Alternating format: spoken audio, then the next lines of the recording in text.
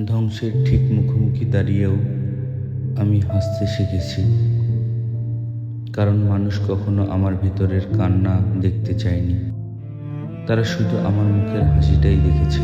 প্রতিদিন আমি কতটুকু করে ভেঙে গেছি, কিন্তু সেই ভাঙার শব্দ কাউকে শুনতে দেইনি। আমি শিখে গেছি কষ্টকে বুকের ভিতরে কবর দিতে, আর ঠোঁটে এক চিমটি হাসি এঁকে বলতে আমি ভালো আছি। অথচ প্রতিটি রাত আমার কাছে এক একটি যুদ্ধক্ষেত্র, যেখানে আমি নিজের সাথেই লড়াই করি।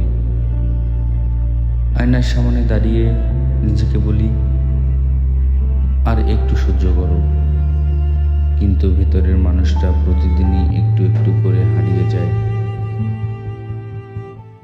এই পৃথিবী হাসি মুখ দেখে, কিন্তু হাসির আড়ালে জমে থাকা হাজারো কান্না কেউ দেখে না। কারণ এখানে মানুষের গল্প লেখা হয়, দুর্বল মানুষের নীরব কান্না ইতিহাস কেউ পড়বে না।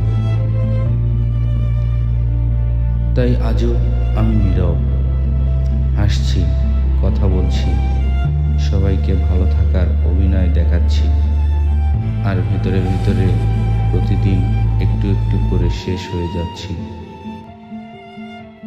হয়তো একদিন আমি সত্যিই হারিয়ে যাব, তবুও মানুষ বলবে, ছেলেটা তো সবসময় হাসতো। কারণ হাসির আড়ালে লুকিয়ে থাকা কান্নার শব্দ এই পৃথিবীতে কোনোদিনও কেউ শুনতে পাবে না। আল্লাহ হাফেজ।